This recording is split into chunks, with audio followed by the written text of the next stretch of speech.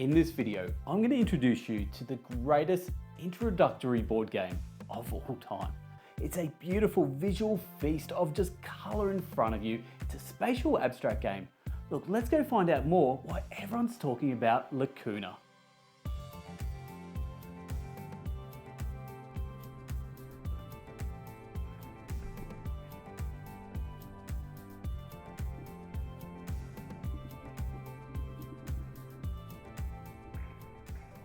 So what do we have in this cylinder of love? Well, firstly, we have a whole bunch of colorful flowers.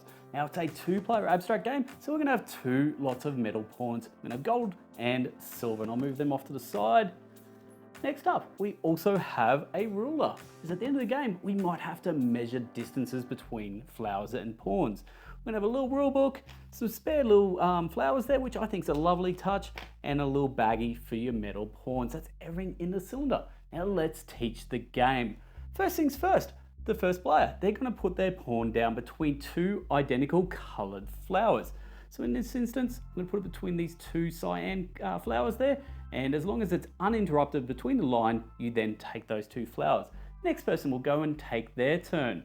So let's have a look. Let's maybe go here between the two pinks here. Again, uninterrupted line. Now I'm gonna fast forward through this now.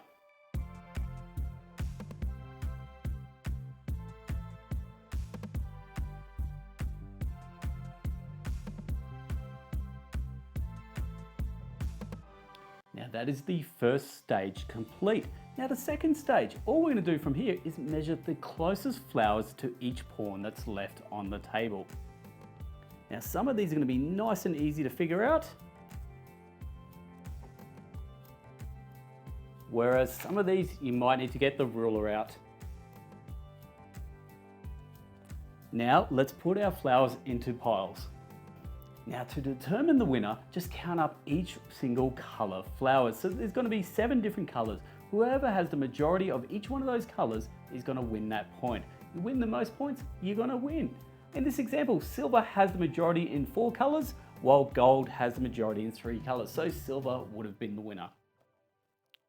Now let's chat about the positives and negatives of Lacuna. And firstly, the positive has to be the simplicity of teach and simplicity of setup. Now this is a massive thing for a lot of people to be able to pick up this cylinder, teach the game to someone who's never seen it before, just some random stranger. You can teach the game in 1 minute, have it set up in 1 minute, you're playing within 2 minutes, and they've played the game within another 10 minutes past that. It's unbelievably quick, and that is its biggest positive. Now, I just came back from a cruise. I played this out on the pool deck, and I have never had that many people come up to me, ask me, what is the name of this game? Write down the name of the game, take photos of it, saying, I want to buy this game, where can I buy it? I'm like, seriously, this is just got visual appeal overload. That's why I think this is truly the best introductory game out there.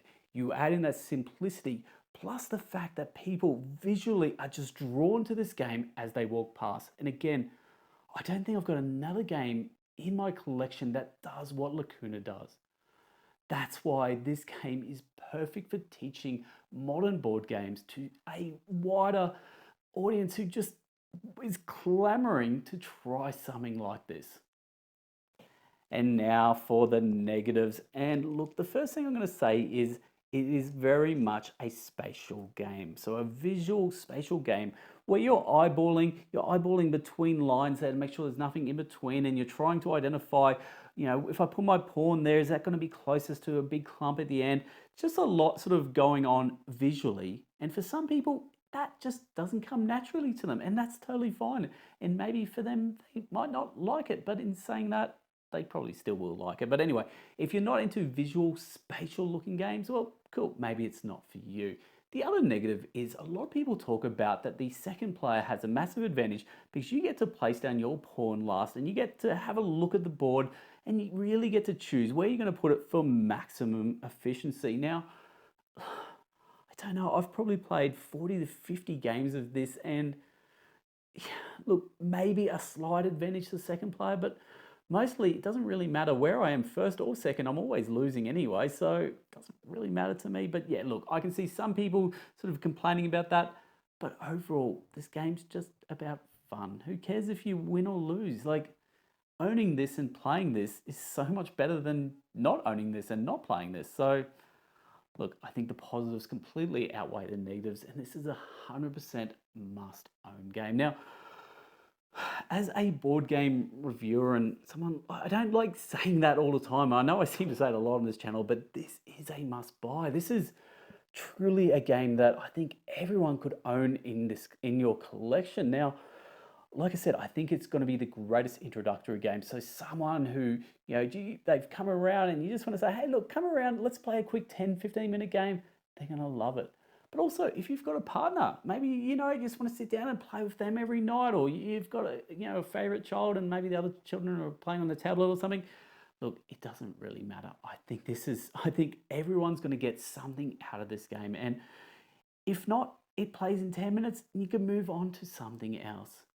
Lacuna, it just really is something different, and I can really see why so many reviewers are raving about this game.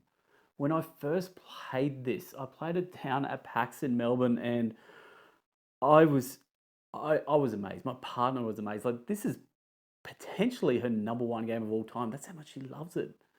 So Lacuna, it really is, it's everything you want in an introductory, quick playing abstract game.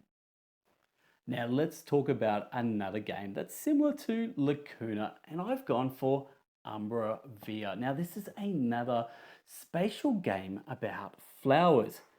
Now, why is Umbra Via so good? Look, Umbra Via adds in that abstract spatial nature that I guess we love in Lacuna, but also has a blind bidding element. Now, in this game, the spatial element is you're bidding on these paths, and you're going to be putting these paths around this 4x4 grid, and you're trying to visually imagine where that path's going to go, and the blind bidding adds so much to it, and Umbra Via, such another great game. So both of these games about flowers, look, theme in abstract, whatever, but flowers, it's as good enough as a theme as anything else, I reckon. So we have Lacuna with flowers, with Umbra Via as flowers, both of them great abstract games, and both of them, I'm proud to have them in my collection.